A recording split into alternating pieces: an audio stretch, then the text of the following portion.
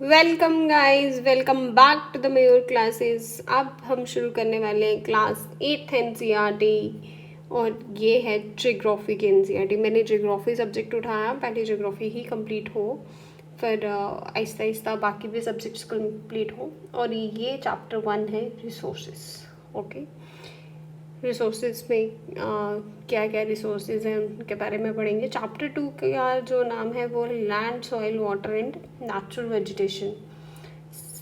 और third chapter का नाम है mineral and power resources. Fourth is agriculture and fifth industry. Six human resources. देखा, रिसोर्सेज से शुरू हुए और रिसोर्सेज पे ही हम एंड अप करेंगे। अब हम जो नेक्स्ट इसमें पढ़ने वाली चीज़ें पढ़ेंगे, रिसोर्सेज से स्टार्ट करेंगे। रिसोर्सेज है क्या, रिसोर्सेज के बारे में जानेंगे। बट एक क्वेश्चन पूछना चाहती हूँ, आपके पास क्या क्या रिसोर्सेज हैं? क्योंकि हर एक की लाइफ डिफरेंट है, हर एक का नज़रिया डिफरेंट है। हम ये नहीं कह सकते कि हर एक का नज़रिया, लाइफस्टाइल सब कुछ एक जैसा ही हो ही नहीं सकता। हर चीज़ डिफरेंट है, हम लोग डिफरेंट हैं, हमारी शक्लें डिफरेंट हैं, हमारा बात करने का ढंग डिफरेंट है। कुछ लोग हो सकते हैं आपके सिमिलर्स हो, आपके थोड़े बहुत नेचर्स में मिले। किसी के भी रिसोर्सेज को देख के अपने आप को खुद कम मत आंकना, क्योंकि भगवान ने आप लोगों को पूरे हाथ, पैर, कान, मुंह, नाक सब कुछ दिया हुआ है।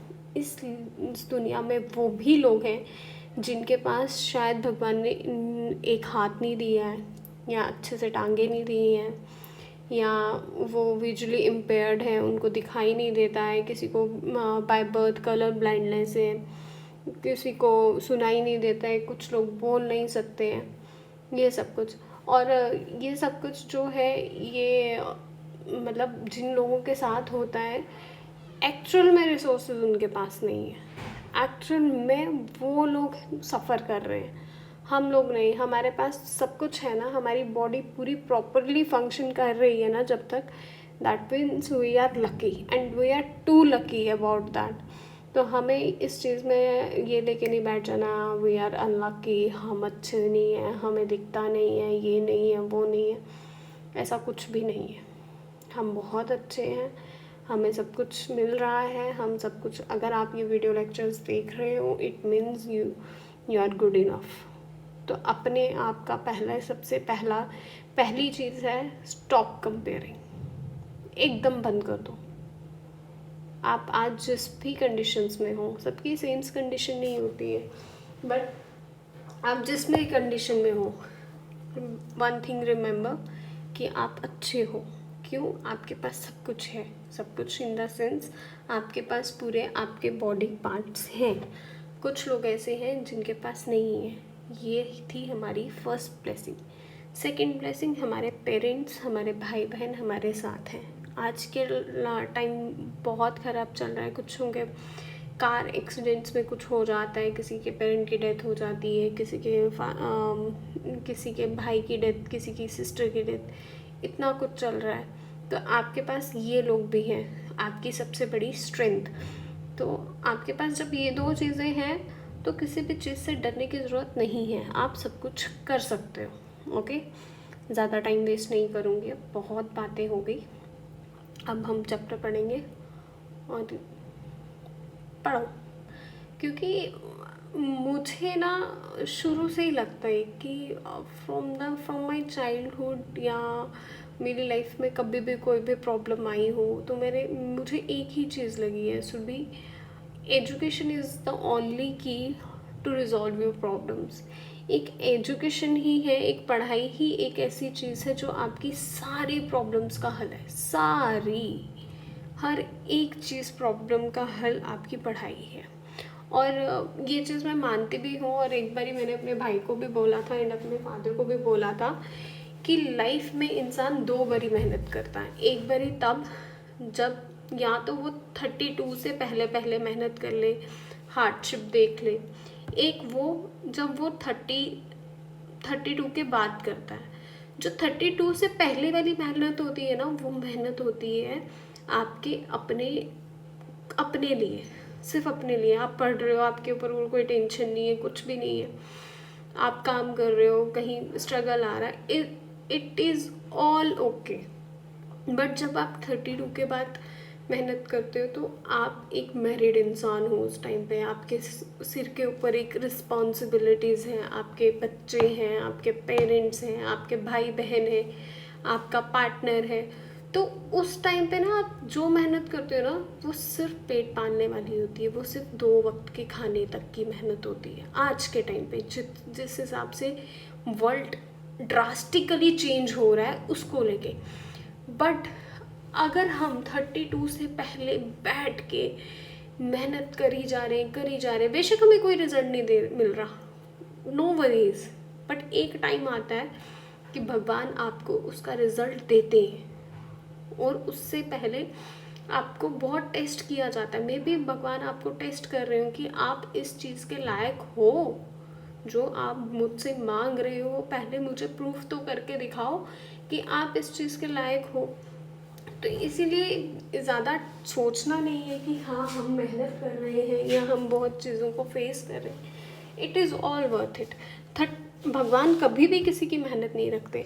तो जब भगवान 32 के बाद आपने जो मेहनत की होती है, आपको जब एक साथ मिलती है ना, तो वो वाली मेहनत जो होती है वो सिर्फ आप ही नहीं उस मेहनत पे सब कुछ अपना अच्छे से रहते हो, आपकी आने वाली जो जनरेशन्स हैं वो भी अच्छे से इंजॉय करती हैं, आप भी फुली इंजॉय करते हो। ओके, और बोर लग रहा है?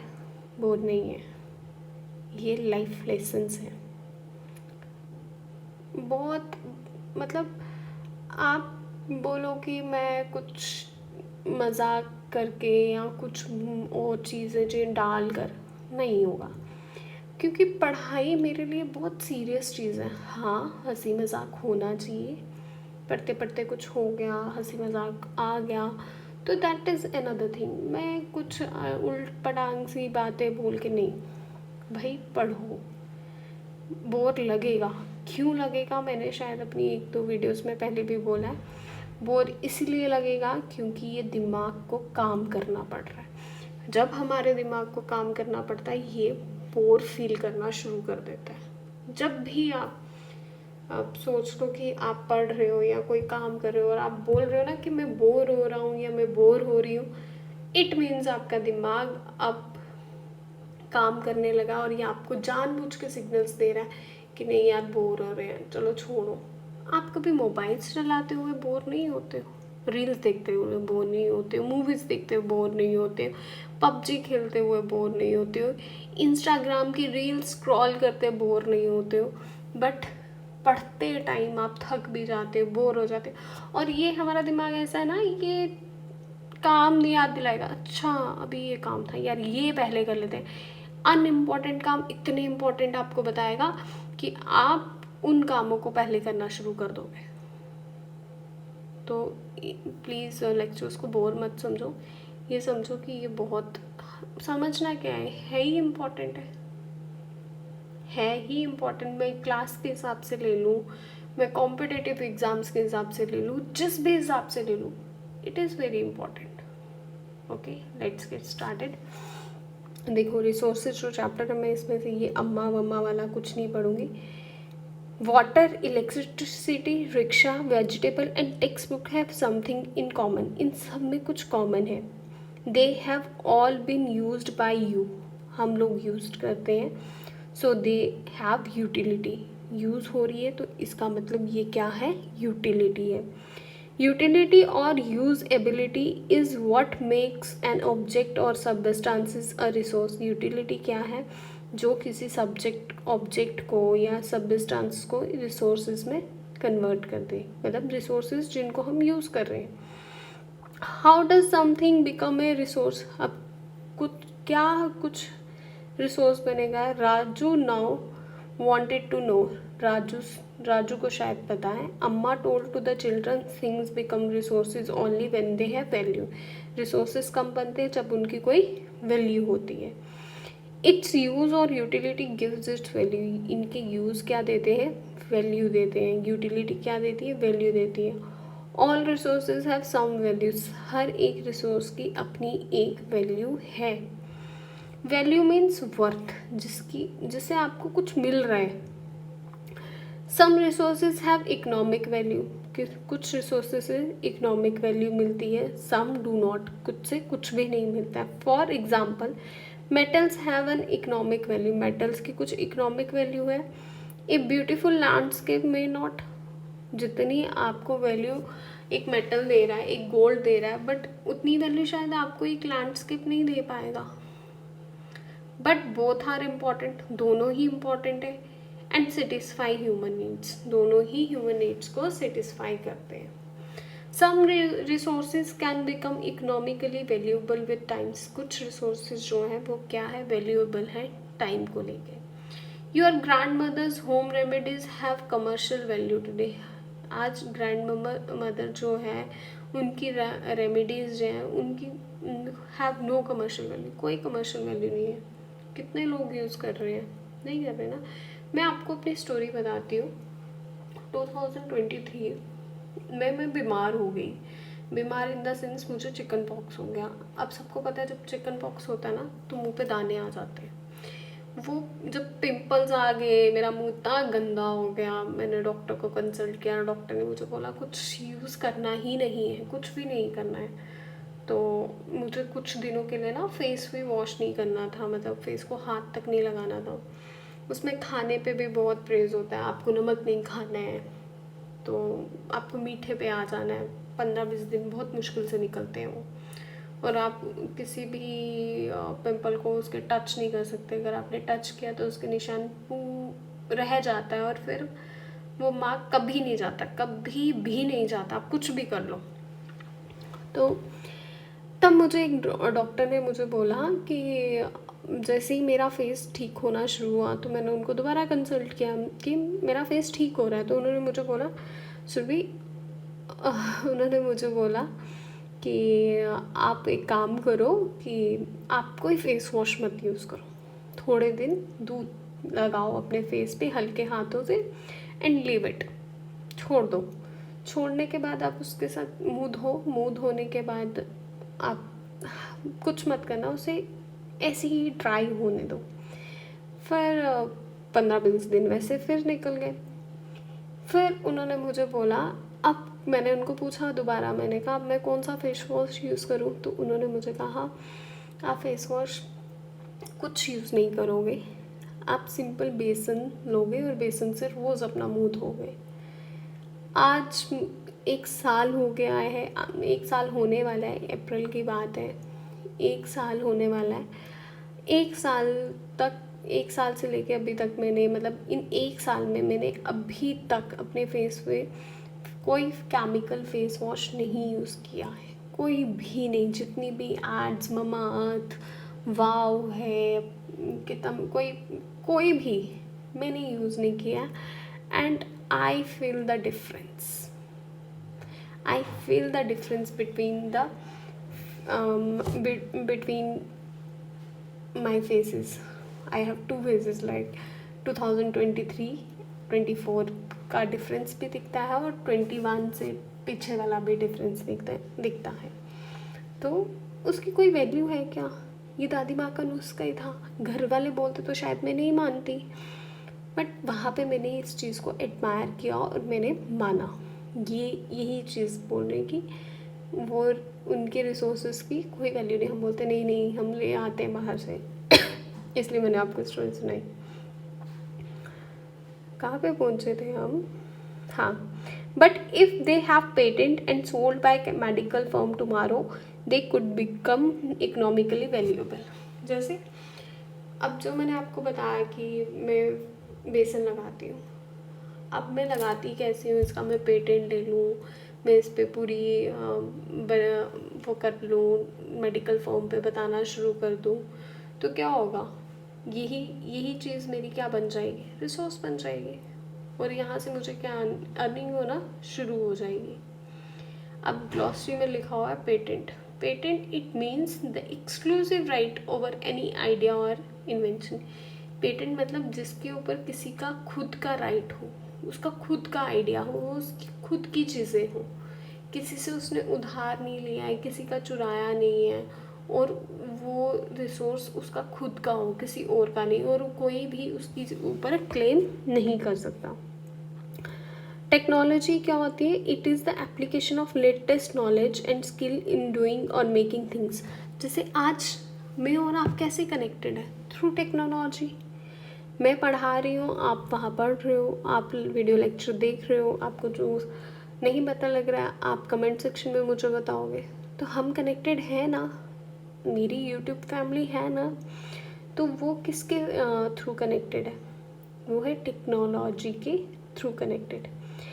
Time and technology are two important factors that can change substances into resources. Time और टेक्नोलॉजी क्या है? चेंज होता रहता है, ठीक है। और ये बहुत इंपॉर्टेंट फैक्टर्स हैं किसके लिए? रिसोर्सेज के लिए। Both are related to the needs of people. ये किसके लिए रिलेटेड है? नीड्स, पीपल की नीड्स के लिए। People themselves are the most important resources. People खुद के लिए भी बहुत इम्पॉर्टेंट एक रिसोर्स है। It is their ideas, knowledge, invention, discoveries that led to the creation of more resources. अब खुद के लिए कैसे?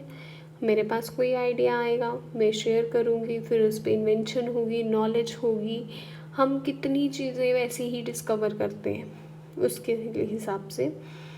ईच डिस्कवरी और invention leads to many others. और एक डिस्कवरी जो इन्वेंशन है वो बाकी को बहुत ज़्यादा।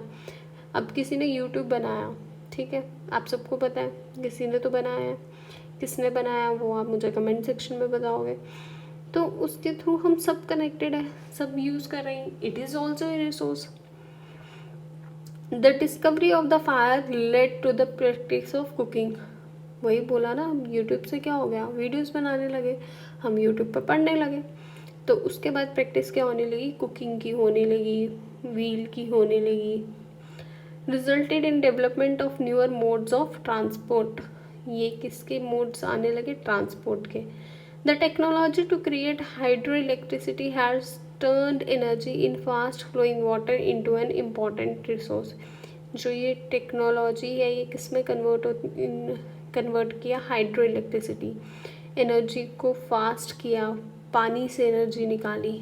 हमारी इलेक्ट्रिसिटी किससे बनती है? पानी से बनती है। Types of resources. अब कितनी टाइप्स हैं? Natural, human made and human. Natural resources में क्या आएगा? Resources that are drawn from nature and used without much modification are called natural resources. जो सीधे नेचर से आती हैं, जिन्हें हम कोई मॉडिफिकेशन नहीं कर रहे, कोई उस पर छेड़छाड़ नहीं कर रहे, उन्हें क्या कहते हैं? Natural resources. जैसे एयर जो हम सांस ले रहे हैं, वाटर जो हम पानी पी रहे हैं, रिवर्स लेक्स में से आ रहा है, सॉइल, मिट्टी, मिनरल्स, ये क्या है? नेचुरल रिसोर्सेज के एग्जांपल्स हैं। Many of the resources are free gifts of nature. कुछ नेचर ने हमें फ्री दिए हुए हैं, जैसे सनलाइट, जिन्हें हम डायरेक्ट यूज़ कर सकते हैं। Moonlight, sunlight. In some cases tools and technology may be needed to use as a natural resources in the best possible way. हम आज के टाइम पे ये टूल्स और टेक्नोलॉजी को अपने नेचुरल रिसोर्सेज के साथ भी ब्लेंड करके यूज़ करें, जैसे solar cooker, wind energy. Natural resources are classified into different groups depending upon their level of development, use, origin, stock and distribution। किसके ऊपर डिपेंड करता है? क्या लेवल है डेवलपमेंट का, किस लिए यूज़ होना है, कहाँ से ओरिजिन हुआ है, क्या स्टॉक है, कितनी डिस्ट्रीब्यूशन होगी। On the basis of their development and use, resources can be classified into two groups। किसमें क्लासीफाई हो रहे हैं? दो ग्रुप्स में, actual resources and potential resources. पहला क्या है? एक्चुअल रिसोर्सेज, दूसरा क्या है? Potential resources. एक्चुअल रिसोर्सेज में क्या आ जाता है? Actual resources are those resources whose quantity is known, जिसकी हमें क्वांटिटी पता है, जैसे पानी। मेरी पिछली वीडियो लेक्चर्स में है, कितना पानी है यूज़ करने के लिए? 0.03%। क्वांटिटी पता है ना। These resources are being used in the present। आज भी उनको हम यूज़ कर रहे हैं। The rich deposit of coal in Ruhr region of Germany, कहाँ पे, रूहू रीजन कहाँ पे, जर्मनी में। And petroleum in the West Asia, petroleum कहाँ है, वेस्ट ऑफ एशिया में। The dark soils of the Deccan plateau in Maharashtra, dark soil कहाँ पे, महाराष्ट्र में। आर एक्चुअल रिसोर्सेज, ये क्या है, एक्चुअल रिसोर्सेज है। Potential resources are those whose entire quantity may not be known and these are not being used at present, और ये आज के टाइम पे यूज मतलब पता ही नहीं है इनका, मतलब प्रेजेंट कहाँ पे, नॉट बीइंग यूज, आज प्रेजेंट के टाइम पे यूज़ नहीं हो रहे और उनका सोर्स भी नहीं पता है। इंटायर क्वांटिटी मतलब हुज इंटायर क्वांटिटी में नॉट बी नोन, पता ही नहीं है कितनी क्वांटिटी है, दे शायद यूज़ भी नहीं हो रहे। These resources could be use in future, शायद फ्यूचर में यूज़ हो। The level of technology we have at present may not be advanced enough to easily utilize these resources. ये जो टेक्नोलॉजी है, ये जो प्रेजेंट टाइम पे है, ये बहुत एडवांस है, enough to easily utilize these resources, जिन्हें हम ईज़िली यूटिलाइज कर सकते हैं। द यूरेनियम फाउंड, अब यूरेनियम कहाँ मिलता है, लद्दाख में। ये किसकी एग्जाम्पल है, पोटेंशियल रिसोर्सेज की, that could be use in future. ये कहाँ पे यूज़ होता है, फ्यूचर में यूज़ होता है। High speed winds were A potential resource for 100 years ago. अब हाई स्पीड जो विंड्स है, ये किसके लिए पोटेंशियल रिसोर्स है। अब 100 सालों तक विंड तो हमें मिलती रहेगी ना। Today they are actual resource, ये किस में आ रहा है, एक्चुअल रिसोर्स में आ रहा है। And wind farms generate energy using wind mills. अब हमें विंड मिल्स लगाने पड़ेंगे तो ही तो हमें विंड एनर्जी से हमें इलेक्ट्रिसिटी वगैरह मिलेगी। Wind mills like in Netherlands, ये कहाँ पे, जैसे नदरलैंड्स में, ये फिगर्स में दिखाया हुआ है 1.1 की फिगर में। You will find also some in Nagercoil in Tamil Nadu, कहाँ पे, तमिलनाडु में भी, गुजरात कोस्ट पे भी है। Based on their origin resources can be biotic and abiotic. अब ओरिजिन के बेसिस पे क्या में होगा, बायोटिक एंड एबायोटिक। एबायोटिक कौन से होते हैं, जो नॉन लिविंग थिंग होते हैं, while biotic resources are living thing. Biotic कौन से होते हैं, living. Soil rocks and minerals are abiotic, soil rock जो मिनरल है वो क्या है, abiotic. But plants and animals are biotic, plants और एनिमल्स क्या है, biotic. Natural resources can be broadly categorized into renewable and non-renewable resources. जो natural resources है वो किस में कैटेगराइज्ड होंगे, रिन्यूएबल में भी एंड नॉन रिन्यूएबल में।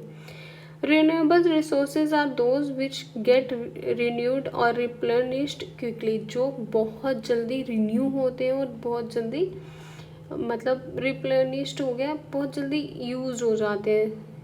सम ऑफ दीज आर अनलिमिटेड, और कुछ इनमें से अनलिमिटेड है।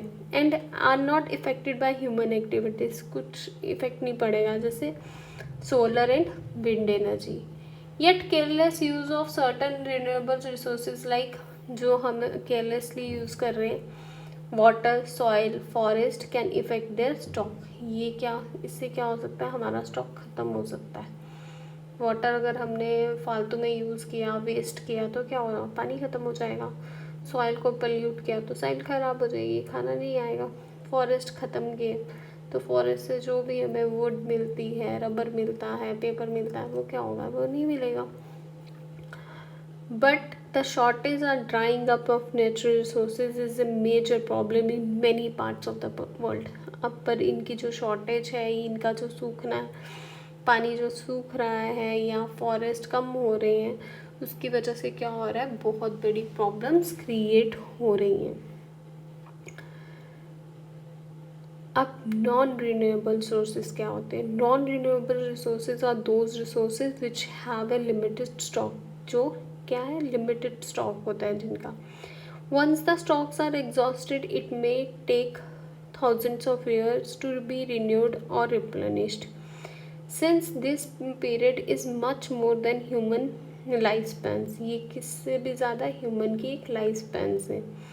सच resources are considered and renewable, non renewable. कुछ रिसोर्सेज क्या है, नॉन रिन्यूएबल, जैसे coal, petroleum and natural gas. On the basis of their distribution resources can be ubiquitous और लोकलाइज्ड, ये यूबिक्यूटस हो मतलब एक जगह लोकलाइज्ड होंगी। Resources that are found everywhere like the air we breathe are ubiquitous, ये क्या है, हर जगह है ना, हर जगह आपको मिल रही है। But those who are found only in certain places, कुछ जो है वो आपको सर्टन प्लेसेस में मिलेंगी, लाइक कॉपर, आयरन और। The distribution of natural resources depends upon number of physical factors, terrain, अब कुछ किसके ऊपर डिपेंड करते हैं, ट्रेनियम, क्लाइमेट, ऑल्टीट्यूड के ऊपर। The distribution of resources is unequal, ये क्या है, अनइक्वल है, because these factors differ so much over the earth, इनके जो फैक्टर्स है बहुत डिफरेंट है। अब जो बाकी हमने अभी तक क्या पढ़ा, renewable, non renewable, biotic, abiotic, क्या है क्या नहीं है, रिसोर्सेज कहाँ से मिलते हैं, क्या हम रिसोर्सेज किसे कहते हैं, इन सब के बारे में। नेक्स्ट हम पढ़ेंगे इसमें ह्यूमन मेड रिसोर्सेज। मैं 2 पार्ट्स में इसको डिवाइड कर रही हूँ, और आई होप आपको जो मैंने ऊपर समझाया नेचुरल रिसोर्सेज वो आपको अभी अच्छे से समझ आ गया होगा। थैंक यू, नहीं थैंक यू नहीं, उससे पहले हमारी ग्लॉसरी छूट रही है। Stock of resources, it is the amount of resources available for use, ये एक अमाउंट है रिसोर्सेज का जो हम किसके लिए यूज़ करते हैं, अपने लिए यूज़ करते हैं। ठीक है, आई होप आपको मेरा लेक्चर पसंद आया हो। जो मैंने आपको बातें बताई हैं आप उनको ध्यान से सुनोगे और उनको अप्लाई करोगे और पढ़ोगे, और एक काम किया करो, बेस्ट है अपने दिमाग को शांत करवाने के लिए। दिमाग सबका बहुत बोलता है, चुप बैठता ही नहीं है, 1 सेकंड भी, 1 सेकंड नहीं बैठता है। आप एक काम क्या करो, आपने जैसे मेरा वीडियो लेक्चर देखा उसके बाद बंद कर दिया, कुछ तो बैठा ही होगा ना दिमाग में, कितना बैठा है, कितनी आपकी रिटेंशन पावर है। आपने कुछ नहीं करना है, बुक बंद, वीडियो लेक्चर बंद किया, वीडियो लेक्चर के बाद लिखना स्टार्ट करना है, स्टार्ट राइटिंग। आपको पता लगेगा कि आपने कितना वो किया हुआ है, कितना ध्यान से सुना है। जहाँ पे मिस्टेक लगती है, जहाँ पे आपको लगता है कि ये वर्ड छूट गया, ये बोला था, दोबारा आओ, चेक करो, पहले लिखा फिर चेक करो, फिर देखो कहाँ पे छूट गया, कहाँ पे समझ नहीं आई। ऐसे तो दिमाग तो बोलेगा हाँ हो गया, हमने 30 मिनट का एक लेक्चर देख लिया या 1 घंटे का, वो मत करो। Okay, bye bye, take care, thank you very much, आपने मुझे सुना और समझा। Bye bye.